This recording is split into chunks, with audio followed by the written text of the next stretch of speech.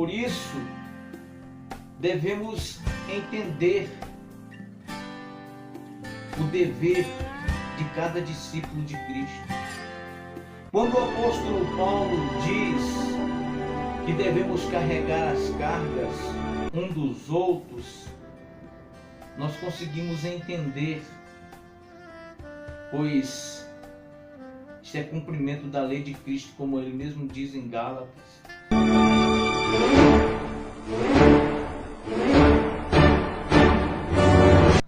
Pela correria do dia a dia, infelizmente, temos tido a tendência de diminuir a importância de nos preocuparmos do cuidado mútuo com os nossos irmãos ou de cuidarmos um dos outros. Não temos preocupado uns com os outros.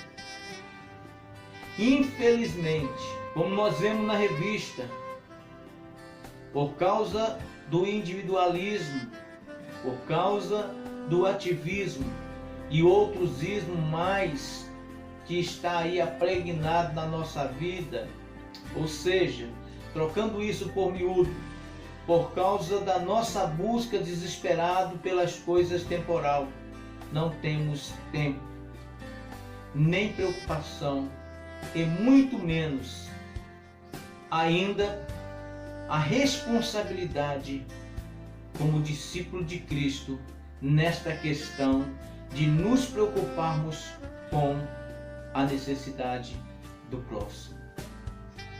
Entramos nos templos e saímos deles simplesmente como meros religiosos. Não temos mais uma vida de relacionamento na irmandade. Não temos uma vida sociável. Irmão não visita a casa de irmão. Irmão não senta com outro irmão. Parece que nós estamos vivendo literalmente, meu querido, o cada um por si e Deus por todo. Hoje não existe mais, pelo menos por uma parte, não posso afirmar se maioria ou minoria, dos que se denominam Igreja de Deus, não existe mais a preocupação de carregar o fardo um dos outros, de carregar o fardo do próximo. Às vezes temos pessoas enfermas, membro do corpo de Cristo, do qual nós fazemos parte. Eu não estou falando a respeito de enfermidade espiritual, não. Estou falando mesmo da enfermidade física. Às vezes tem um irmão doente, um irmão internado, e por causa dessa busca desesperada pelas coisas do mundo, nós não temos tempo de visitar o irmão na sua casa, nós não temos tempo de visitar o irmão no hospital. E isso eu estou falando de coisas que acontecem comigo e de coisas que acontecem com você, que só através do estudo e do despertar de uma lição como essa é que nós vamos olhar para nós mesmos como se estivesse olhando para um espelho, para poder entender como estamos falhos diante de Cristo, pois estamos ocupados demais na busca, na conquista particular das nossas vidas, para visualizarmos a necessidade do nosso irmão, que está bem do nosso lado, que cultua conosco, nem que seja, como eu disse ainda agora, a gente indo na igreja como religioso aos domingos, mas ele está ali cultuando conosco. Às vezes nós sabemos que é uma pessoa trabalhadeira, uma pessoa que não é preguiçosa, que não vive sentada esperando as coisas acontecerem, mas que corre atrás, mas que devido a algumas questões de escolha de vida, ou devido à falta de oportunidade, ou não ter tido condição de buscar um estudo onde ele pudesse, através disso, angariar uma posição na sociedade e ter uma condição financeira melhor. Nós conhecemos o histórico de vida, mas temos condição de ajudar, mas não conseguimos ver isso porque a correria não deixa. Mas uma coisa é de nos despertarmos aqui, querido. Sabemos que assim que Deus não terá ninguém por inocente. Deus, Ele não terá ninguém por inocente.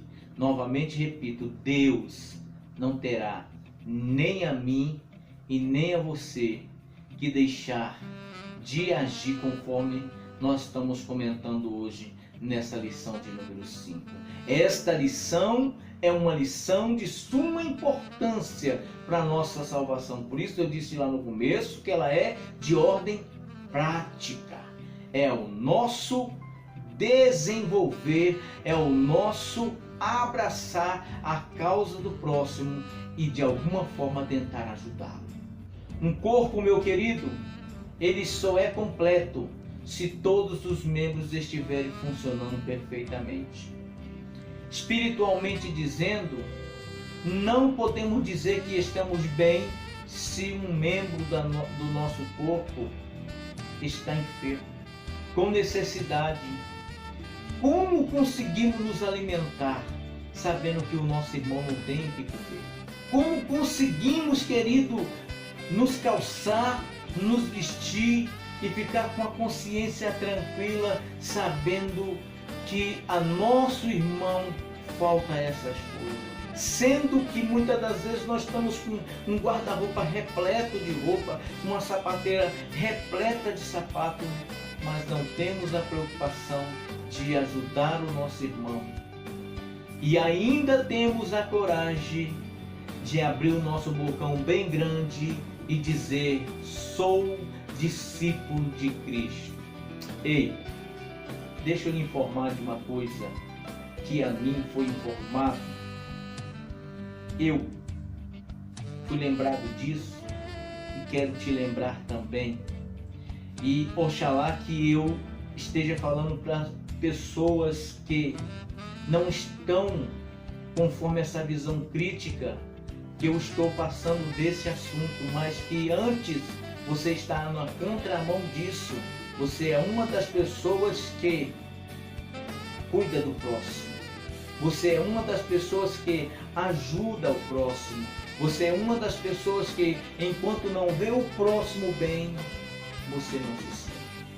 Mas deixa eu te lembrar de uma coisa. Para você que diz ser discípulo de Cristo. Discípulo quer dizer seguidor. Seguidor quer dizer, na linguagem mais popular aí dos conectados, seguir o perfil de alguém. Na linguagem espiritual, meu querido, quer dizer pisar nas mesmas pegadas do nosso Mestre. Sendo ainda mais claro, fazer exatamente o que Jesus faria em seu lugar.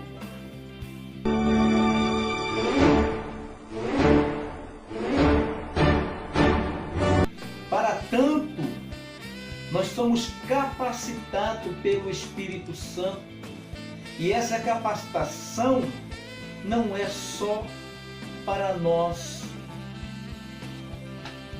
subirmos nos púlpitos da igreja, querer trazer aquelas pregações arrebatadoras, memoráveis, pegar o microfone da igreja, louvarmos com aqueles louvores que leva, como diz o ditado pentecostal, não sabe se a igreja subiu ou se o céu desceu. Está cheio dos dons que, eu vou dizer assim, para a minoria. Eu quero crer que seja para a minoria. Dons que parece que servem para tais, como orgulho e engrandecimento. Mas a capacidade que nós recebemos do Espírito Santo, querido, os dons e talentos que recebemos do Espírito Santo, a Bíblia nos deixa bem claro, é para nós produzirmos bons frutos. é para nós produzirmos frutos, bons frutos, que nos encaminhem ao reino de Deus. O Espírito de Deus, ele distribui dons aos membros visando o bem-estar de todo o corpo, de todos os membros.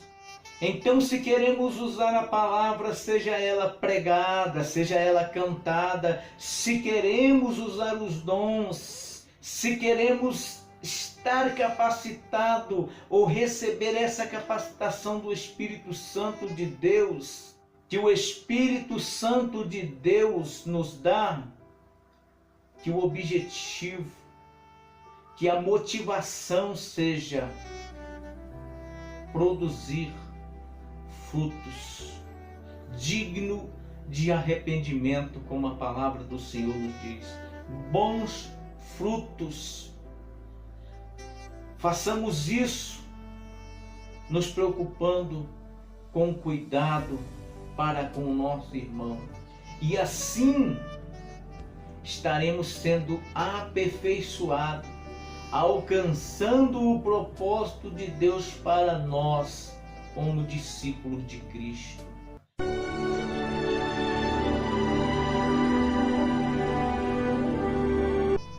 É como o apóstolo Paulo diz: o olho não pode dizer para a mão, não tenho necessidade de ti, nem ainda a cabeça pode dizer para os pés, não tenho necessidade de vós. 1 Coríntios capítulo 12, versículo 21.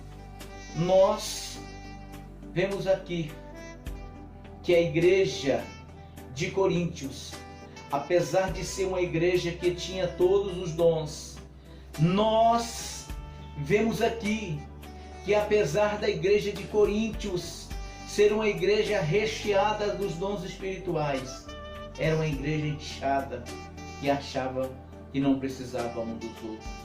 Por isso, nós vemos nela contenda, carnalidade, distorções e tantas outras coisas que desagradava a Deus e ao Espírito Santo, e que foi preciso o Espírito de Deus usar Paulo para trazer um amadurecimento para aquela igreja.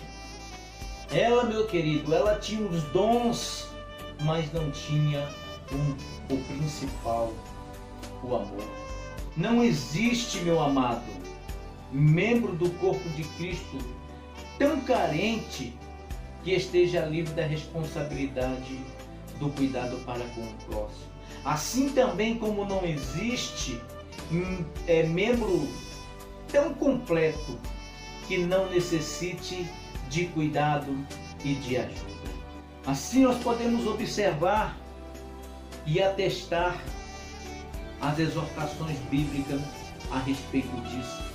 A Bíblia, ela nos exorta concernente ao cuidado mútuo de um para com os outros. E como acabamos de ver acima, somos ordenados e capacitados pelo Espírito Santo para exercermos essa responsabilidade de cuidarmos uns dos outros.